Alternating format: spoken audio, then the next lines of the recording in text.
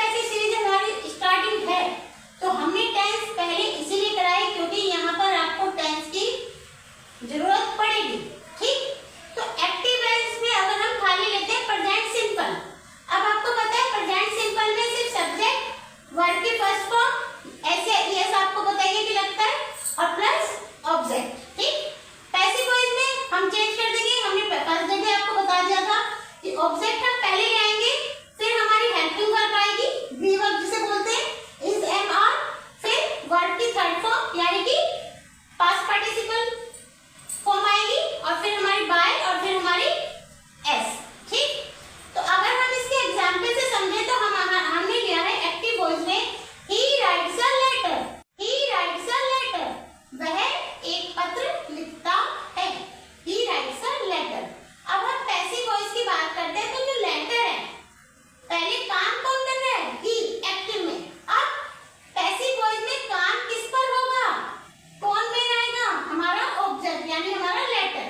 तो हम क्या करेंगे, ऑब्जेक्ट पे ले लेंगे, ए लेटर हम आगे ले आएंगे, फिर हमारी इज एम आर इज, फिर हमारी वर्ब की थर्ड फॉर्म और फिर बाय और फिर हम सब्जेक्ट ले लेंगे। ठीक है, सब्जेक्ट ऑब्जेक्टिव केस में हम आपको बताएंगे कि कौन सी चीज किसमें बदल जाती है।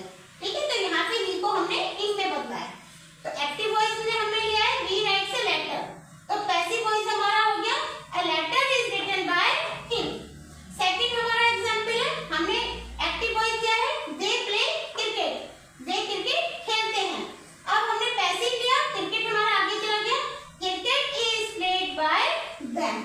इतना है कि जो सब्जेक्ट था वो बाद में चला जाएगा पैसिव वॉइस में, और पैसिव वॉइस में जो हमारा ऑब्जेक्ट है वो हमारा आगे आ जाएगा, और इसमें कोई डिफरेंस नहीं है एक्टिव और पैसिव वॉइस का। जैसे अगर मैं हिंदी में बात करूं तो ही राइट्स अ लेटर, वह एक लेटर लिखता है। पैसिव वॉइस हमने बनाया a letter is written by him, एक पत्र उसके द्वारा लिखा जाता है। बस, यानी कि पहला था वह एक पत्र लिखता है, पैसिव वॉइस होगा एक पत्र उसके द्वारा लिखा जाता है। भाई लिखा तो पत्र ही गया, लिखा भी उसने, लेकिन हमने क्या किया, बात को घुमा के पेश किया, उस बात को डायरेक्टली नहीं कहा, उस बात को हमने घुमा दिया। ठीक है, बात का पहले ले आए और पहले वाला बाद में चले गया। ये था हमारा प्रेजेंट का रूल। अब इसका हम एक पास्ट का बताएंगे, फ्यूचर का बताएंगे। बहुत सिंपल है, भारी नहीं